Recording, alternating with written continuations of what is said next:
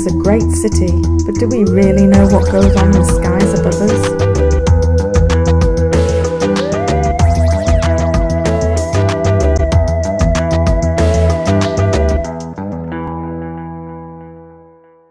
Did you know that Manchester's considered a UFO hotspot?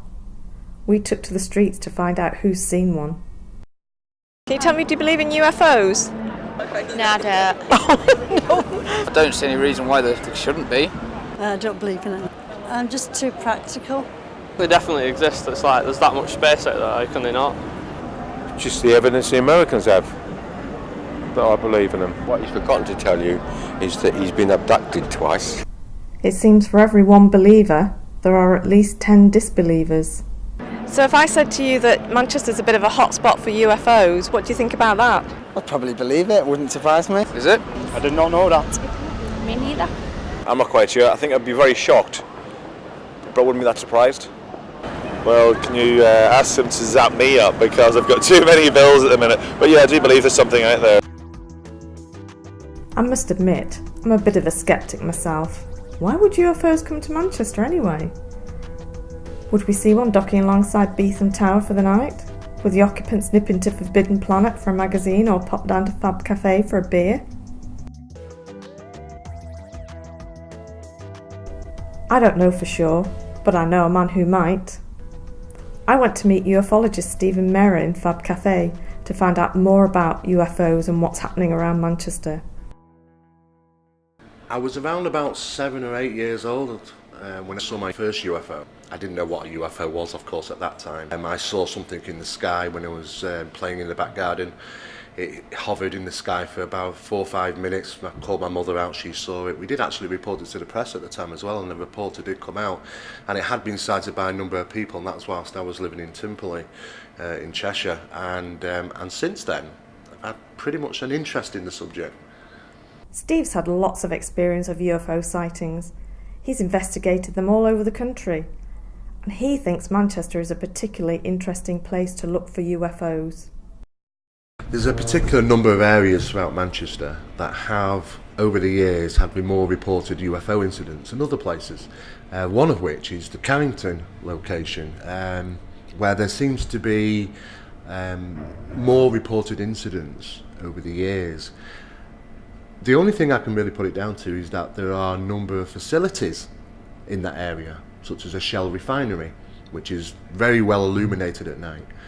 It is, and other people's opinions, that sometimes UFOs are attracted to certain facilities, be it military, be it civilian airports, be it chemical factories or Shell refineries, even nuclear facilities as well. So there is that possibility that could be the reason. Or simply that, because it gets more recognition in that area, that people are more aware.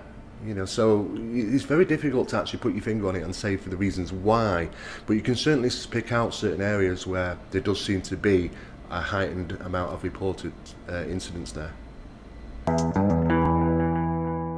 27 years of investigating the subject of aerial phenomena. I can probably say I've seen around about a couple of hundred, probably at least, strange things in the sky. And that can be from something I've seen at night, which looks to be a satellite moving, then suddenly stop. We are told satellites don't stop in flight. And I have seen something like that, so that classifies an unidentified object. I've also seen things on the sunniest of days as well, different strange looking aircraft, which don't seem to have wing appendages, engines, or even make a sound. So yeah, I'd say around about a couple of hundred since in 27 years of investigating anyway.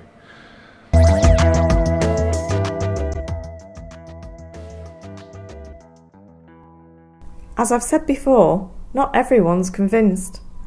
Take for example the Manchester Skeptics Society. They meet monthly in TV21 in the Northern Quarter. They have so much northern common sense, they regularly pour scorn on the paranormal and the unexplained. Alice Shepherd, who writes the blog Alice in Galaxyland, has her own theories about UFOs. What's your reaction when you hear about sightings in the press and in the media? then I think what was really going on, what aerial activity was taking place, what were the aeroplanes and satellites doing, and generally I don't pay all that much attention, to be honest. I'd far rather learn about spectral lines or about the inner workings of a star and nucleosynthesis. I think there's quite a few reasons. I expect some are possibly shooting stars, some might be aeroplanes. There's an awful lot of satellites, hundreds of thousands of them in the sky, and they move on at quite a steady speed, just a dot of light moving across your vision. There's no sound associated with them, they're out of the atmosphere, so it's quite ghostly. There's also Chinese lanterns and weather balloons. I mean, a UFO just means you can't identify the object, of course. So yeah, I've certainly seen things that I couldn't tell you exactly what they were.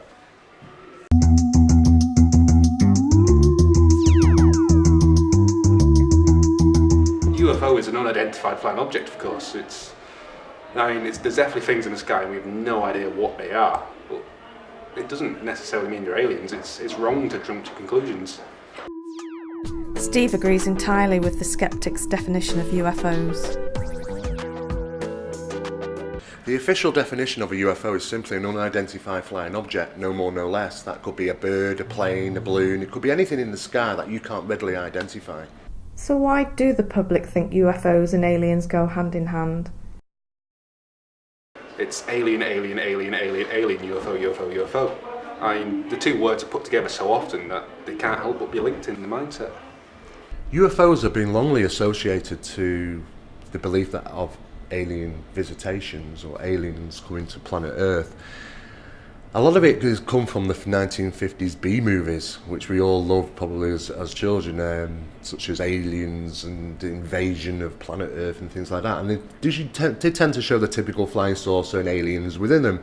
People made that connection at a very early age, that aliens equals flying objects, strange UFOs. That's not always the case.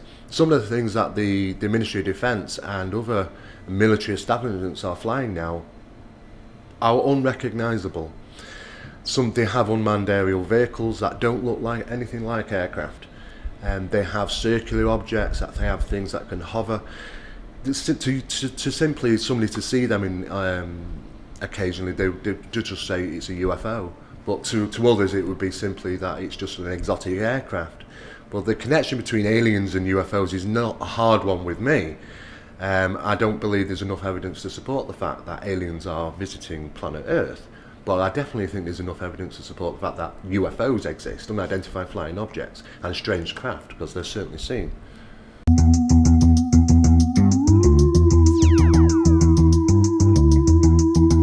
You can't say that UFO is an alien spaceship because it's no longer identified.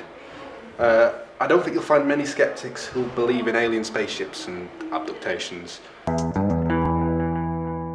Yeah, I believe they're real. I think a lot of people misinterpret what the actual term UFO means. Unidentified flying object, which could cover a whole range of things, being military jet that have not been seen by the public yet, or passenger jets that have not been seen yet, that have been test flown. I think people seem to all quickly think, UFO means low green men, but whether it is or not, I don't know. So everyone seems to be agreed that a UFO is nothing more than that, a flying object that can't be identified. Join us in part 2 for the good, the bad and the ugly UFO hoaxes.